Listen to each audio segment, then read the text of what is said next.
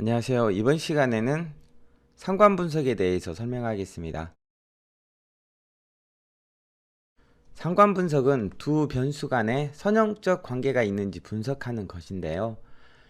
상관 분석을 위해서 사용하는 수치는 피어슨 상관계수와 스피어만 상관계수가 있습니다. 피어슨 상관계수는 두 변수가 모두 연속형 자료일 때 두 변수 간 선형적인 상관관계의 크기를 모수적인 방법으로 나타낸 값이고요. 스피어만 상관계수는 상관관계를 분석하고자 하는 두 연속형 변수의 분포가 심각하게 정규 분포를 벗어난다거나 아니면은 두 변수가 순위 척도일 경우에 사용하는 값입니다. 먼저 피어슨 상관계수에 대해서 살펴보도록 하죠. 피어슨 상관계수는 두 변수가 모두 연속형 자료일 때 사용하는 거고요. 상관계수는 마이너스 1부터 플러스 1 사이 값을 갖게 되는데 일반적으로 0.6 이상이면은 양의 상관관계, 그리고 마이너스 0.6 이하이면은 음의 상관관계라고 하는데요. 이 상관계수는 x의 표준편차 곱하기 y의 표준편차를 분모로 두고요. 그 다음에 x와 y의 공분산을 분자로 두어서 계산한 값입니다.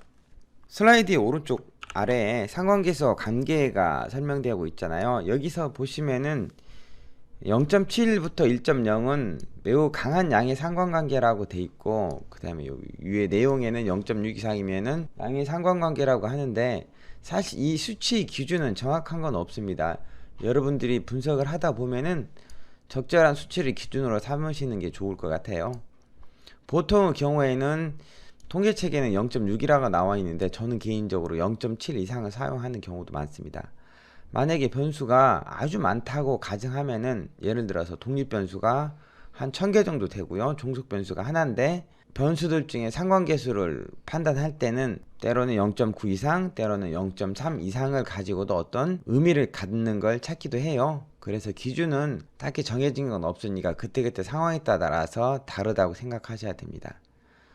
피어슨 상관계수를 계산하는 것은 판다스의 COR이라는 함수를 통해서 쉽게 얻을 수가 있어요. 직접 코드를 작성해서 확인해 보겠습니다.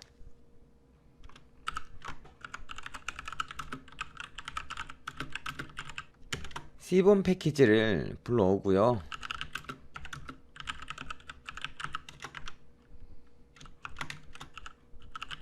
iris 데이터 셋을 불러왔습니다. 그리고 iris.cor, 여기에 메소드라는 매개변수의 피어슨이라는 값을 넣는데요. 디폴트 값이 피어슨 상관계수이기 때문에 안 넣어도 피어슨 상관계수로 출력해 줍니다.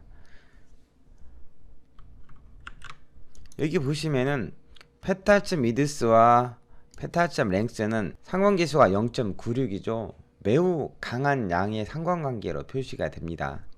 이걸 통해서 꽃받침의 길이 세팔.랭스죠. 그 다음에 꽃잎의 길이 페타.랭스죠. 이거는 0.871754 어느 정도 관계가 있죠. 그 다음에 페타.미드스 꽃잎의 너비하고도 어느 정도 상관관계가 높습니다. 물론 가장 상관관계가 높은 것은 꽃잎의 길이하고 꽃잎의 너비죠.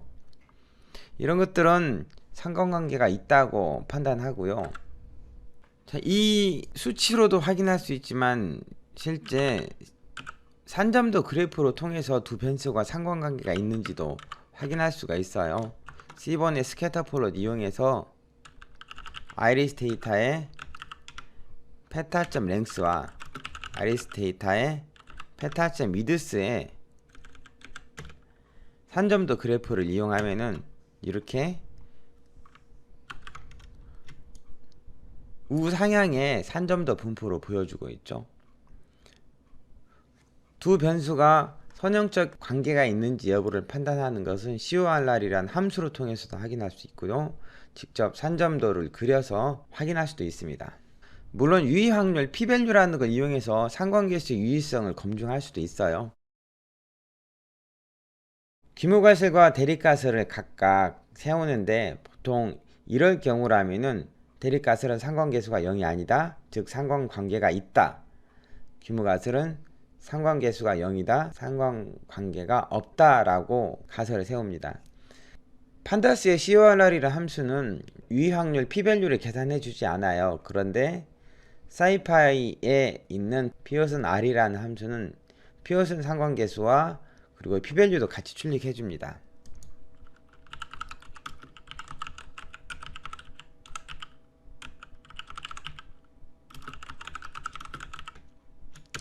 피어슨 R 함수를 가져오고요.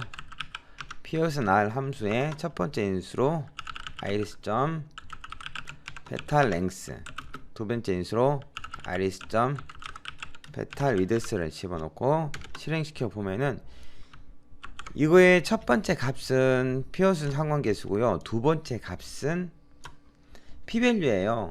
근데 p-밸류가 4.6750 그리고 맨 뒤에 2-86이라고 되어 있잖아요. 이거는 4.67 곱하기 10의 마이너스 86승. 그러니까 굉장히 작은 숫자죠. 거의 0에 가까운 값인데 이 값은 p-밸류이고 이 값이 실제 유의 확률 0.05보다 작으므로 규모가설을 기각하죠. 즉 상관관계가 없다는 걸 기각하게 되니까 상관관계가 있다라고 할 수가 있는 것입니다.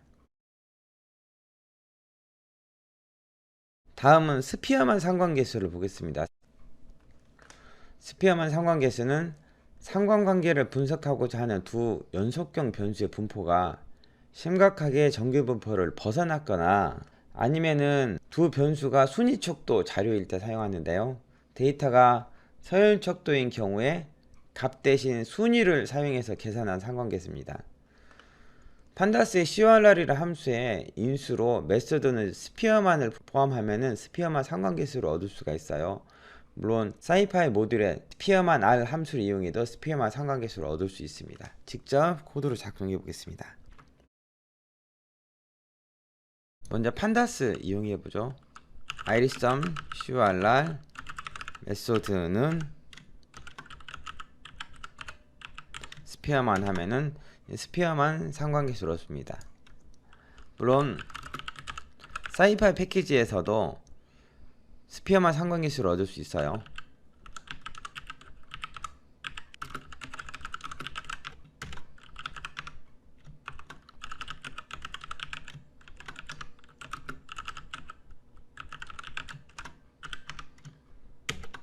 이렇게 스피어만 상관계수는 0.93767 정도 되고요. p-밸류는 8.1565 곱하기 10의 마이너스 70승이죠.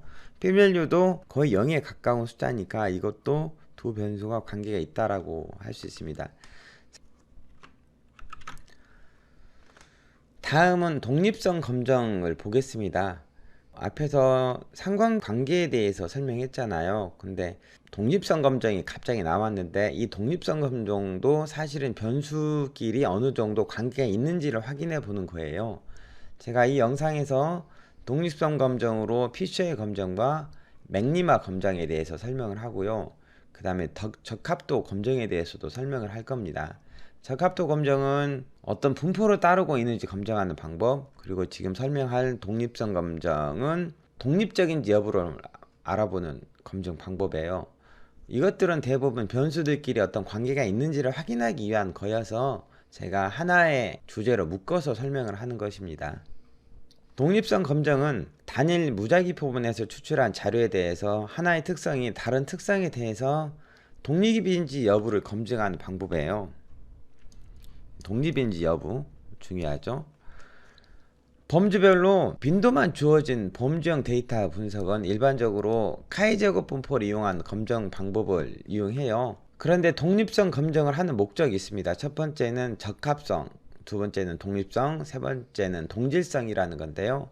적합성은 표본 후 관측 도수와 모집단의 기대 도수를 비교해서 기대 도수와 그리고 관측 도수의 차이가 있는지를 검증하는 거고, 독립성 검정은 두 속성 간의 관계가 있는지를 검증하는 거죠. 동질성 검정은 두 개 이상의 다항 분포가 동일한지 검증하는 거고요. 자, 예를 하나 들어보도록 하죠. 피셔의 검증을 할 텐데 데이터 수가 적을 경우 사용하는 거예요. 이거는 예를 들어서 대서양과 인도양에서 며칠간 지냈는데 대서양에서 우리가 고래 8마리와 상어 1마리를 발견했고요. 인도양에서 고래 2마리와 상어 5마리를 봤어요. 제가 여기 오른쪽에 표시를 해놨죠. 이런 정보를 토대로 대서양의 고래가 더 많이 살고 인도양의 상어가 더 많이 살다고 할 수 있을까라는 문제를 던졌을 때 이거를 PC의 검정을 통해서 확인할 수가 있는 거죠. 먼저 이 데이터를 이용해서 P밸류를 찾아볼 수가 있어요. 코드를 작성해 보겠습니다.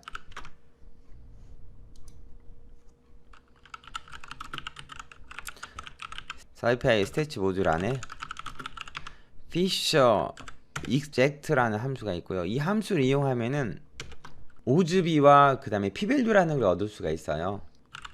대서양과 그 다음에 인도양에서의 고래와 상어를 발견할 확률을 배열로 나타내 보겠습니다. 저는 2차원 리스트로 표현하는데요.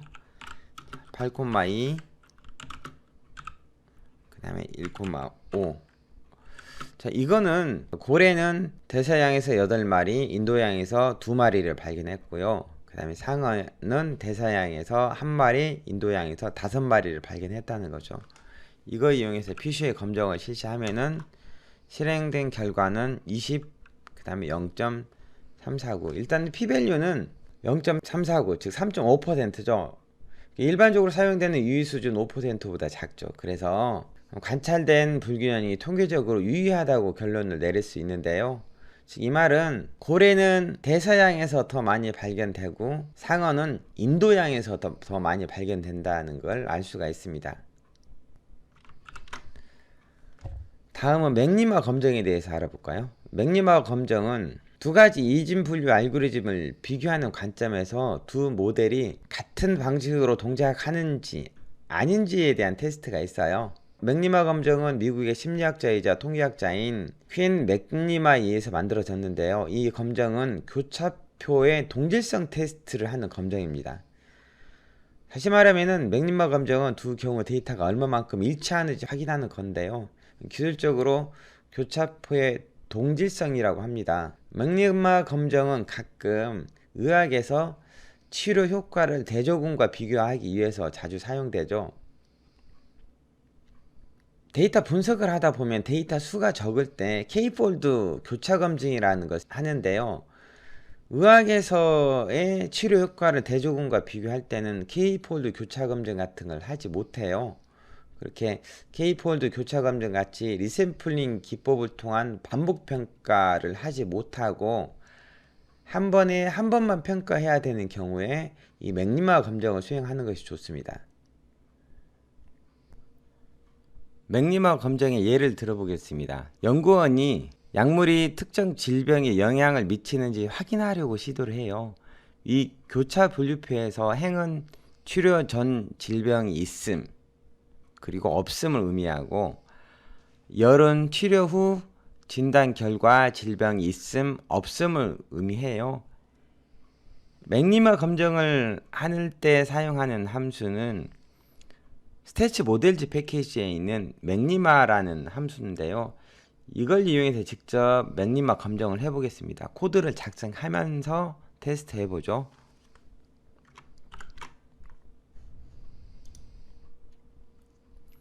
일단 저 데이터를 만들어 놔야죠. 넘파이 패키지로 테이블 정의 놓겠습니다.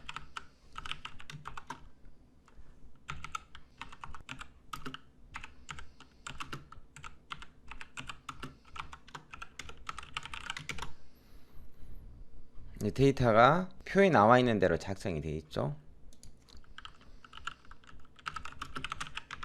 스태치 모델즈 패키지에 있는 스태치의 컨티전스 테이블즈라는 모듈 안에 맥리마라는 함수가 있습니다. 자, 이 맥리마 함수를 이용하고요.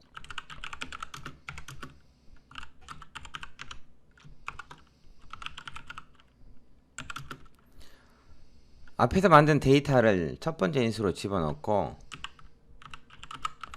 EXECT는 true를 집어넣습니다. 이 맥리마라는 함수의 EXECT라는 매개 변수는 디폴트 값은 true예요. 이 true이면 이항 분포가 사용되고요. false이면 카이제곱 분포가 사용되는데 이것은 큰 표본 크기에 대한 검정 통계량 분포의 근사값이라고 보시면 됩니다. 이거 외에도 correction이라는 매개변수가 들어가는데요. correction은 true가 기본값이고 카이제곱 분포에서 연속형 보정을 통해서 점근적 맥리마 검정 통계량을 계산할 때 사용해요. false이면 점근적 맥리마 검정 통계량을 계산하고 이 속성은 exact가 false일 경우에 사용합니다. 이 맥리마라 함수의 반응값은 statistic과 p-value 속성을 갖는 객체예요. 그래서 result.statistics 그 다음에 result.p-value 출력해보면 이렇게 보여주죠. statistic은 6이고 그 다음에 p-value는 0.524인데 이 결과대로라면은 이항 테스트의 p-value가 0.52479 이 값을 기준으로 결정한다면은 치료 전과 후에 차이가 없어요. 그래서 약물에 의한 치료 효과가 없음을 의미합니다. 그런데 이러면 안 되겠죠? 연구원 입장에서는 약물의 치료 효과가 있길 바랬을 텐데 이렇게 되면은 약물의 치료 효과가 없다고 나오니까 연속형 보정을 통한 검정을 실시할 수가 있어요. 연속형 보정은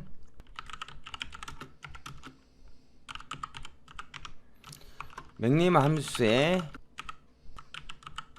exact는 false를 넣고요. 그 다음에 correction은 true를 넣을 수 있습니다. results.statistic과 result.p-value를 출력해 보는데요. 그런데 이 경우에도 보면 p-value가 0.055 0.05보다 크잖아요. 이것도 사실은 약물에 의한 치료 효과가 없다고 볼 수가 있어요. 그럼 여기서 다시 우리는 뭘 계산할 수 있냐면요, 점근적 맥리마 검정을 실시할 수가 있습니다. 점근적 맥리마 검정은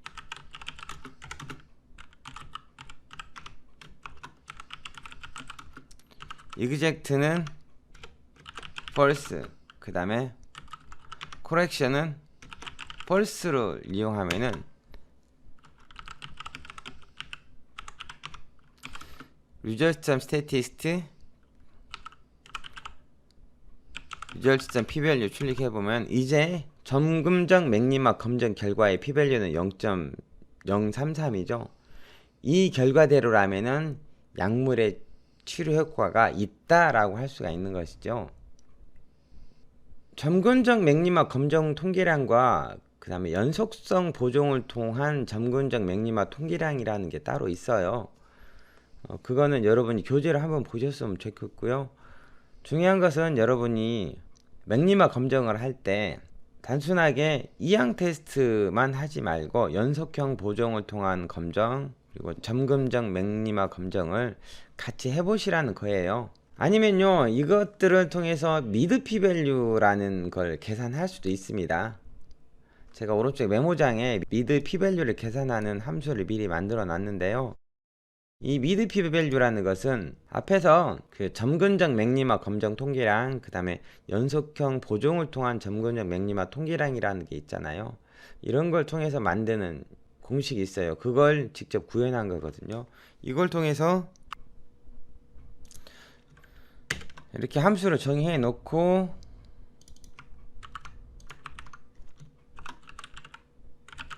실행시키면 미드 p-value는 0.03346이 나오죠.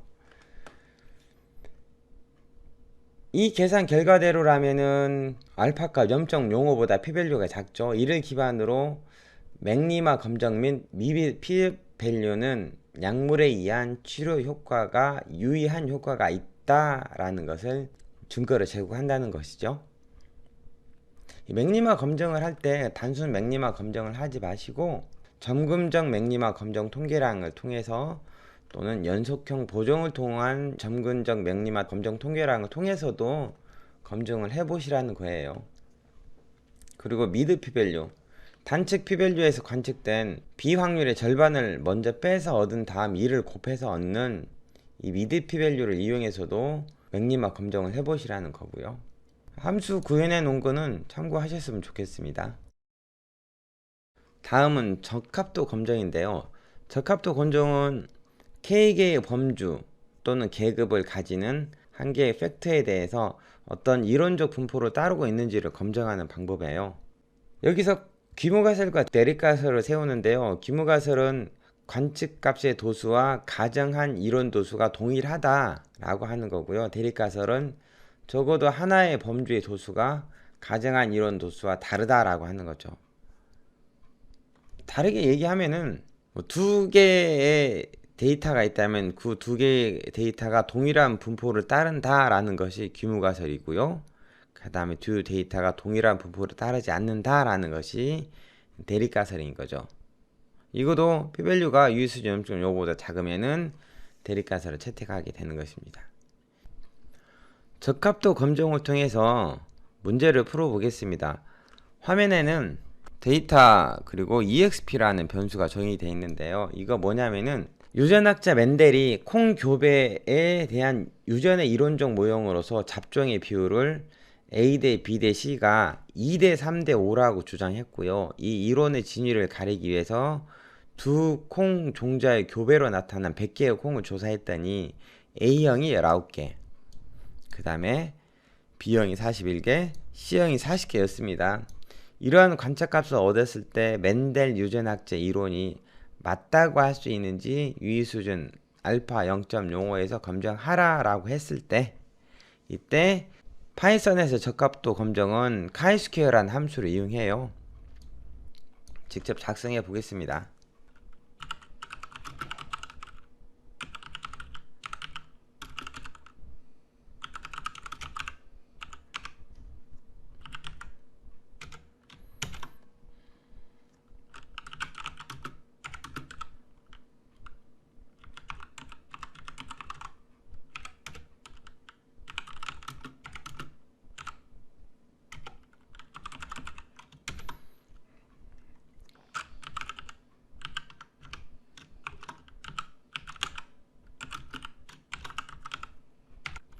자, 이렇게 하면은 p밸류가 유의수준 0.05보다 작게 나왔죠. 그래서 규모가설 H0를 길각하고 대립가설 H1을 채택해서, 이 말은 두 데이터가 동일한 분포를 따르지 않는다는 거죠. 그래서 멘델이 주장한 콩의 잡종 비율 이론적 분포는 적합하지 않다라고 판단할 수 있겠습니다.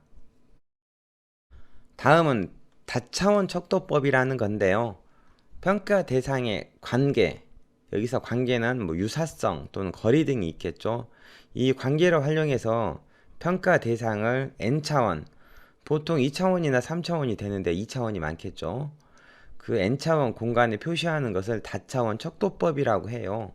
다차원 공간에 표시하는 데이터를 n차원에 표시해서 시각화할 수도 있고요. 물론 C본의 쌍관계 그래프 등을 이용해서도 표시할 수 있습니다. 아니면은 다차원 척도법을 이용해서 특정 대상의 특성이나 속성을 하나의 차원이 아닌 다차원 척도상에 위치시키는 척도화 방법인데, 이를 이용하면은 유사성 또는 근접성 자료를 공간적 거리로 시각화를 시킬 수도 있어요. 거리를 계산하는 함수는 민콥스키 함수나 아니면 유클리드 함수 또는 맨하탄 함수 등이 있는데요. 민콥스키 거리는 예를 들어서 P차 민콥스키 거리가 있다면은 P차와 민콥스키 공간에서 거리를 말하는데, P가 1이면은 맨하탄 거리와 같고요. P가 2일 때는 유클리드 거리와 같습니다. 물론 여기서 P는 정수가 아니어도 되지만 반드시 1보다는 커야 되고요. P차 민콥스키 거리는 P 노름 거리라고 부르기도 하고요. 목적 함수는 아래쪽 오른쪽 아래 표시가 되어 있습니다. 보통 2차원 평면상에서 유클리드 거리는 삼각함수를 이용해서 많이 구해요. 예를 들어서 어떤 A점과 B점이 있다면은 X축의 거리와 그 다음에 Y축의 거리가 있겠죠. 이걸 이용해서 삼각함수를 구하면 되고요. 맨하탄 거리라고 하면은 우리가 도시를 지나갈 때 거물을 뚫어서 대각선으로 가지 못하잖아요. 그래서 x의 거리, y의 거리를 합친 것이 맨하탄 거리라고 생각하시면 되고, 그 다음에 이 x와 y의 거리를 가지고 대각선의 거리를 구한 것이 유클리드 거리라고 생각하시면 될 거예요. 물론 여기서는 맨하탄 거리나 유클리드 거리를 계산할 만한 데이터가 없어서 다차원 척도법으로 가장 많이 사용하는 n차원 데이터 공간에 표시하는 걸 해보겠습니다. 실제 쌍관계 그래프 그리는 것이 가장 대표적인 건데요. C본의 페어플롯 함수를 이용해서 그려보겠습니다. sns.peerplot 하고 데이터 프레임을 집어넣어주면은 모든 변수들에 대해서 쌍관계를 그려주죠. 그러면 각 변수들이 어느 정도 관련성이 있는지를 보여줍니다. C본의 페어그리드라는 클래스 객체죠. 이 페어플롯의 리턴 타입은 이 페어그리드 클래스 이용해서 대각선 위쪽에 보여줘야 될 그림, 그리고 대각선 아래쪽에 보여줘야 될 그림을 따로따로 표시할 수도 있어요. 페어그리드 클래스 이용해서 대각선 위, 아래에 다른 그림을 한번 그려보겠습니다.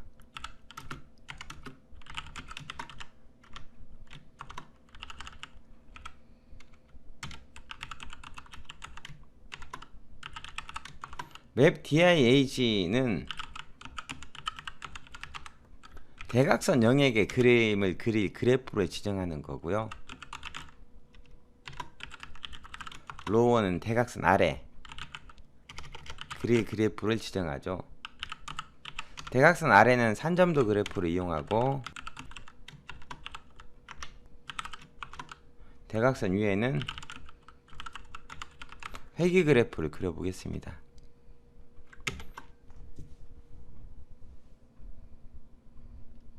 자, 이렇게 페어그리드 클래스를 이용하면은 대각선 위, 아래, 그리고 대각선 영역에 내가 원하는 그래프를 그릴 수가 있어요. 다차원 척도법에서 유클리드 함수나 맨하탄 함수 등은 거리를 계산하는 데 많이 사용하는데요. 이거는 실제로 우리가 저걸 계산할 일은 그렇게 흔치는 않습니다. 머신러닝 라이브러리 쓰면은 대부분 유클리드 거리는 계산을 해주거든요. 자, 이렇게 이번 시간에는 변수들끼리 상관관계가 있는 것을 여러가지 방법으로 확인하는 방법을 설명했어요. 다음 시간에는 본격적으로 머신러닝에 대해서 들어가겠습니다.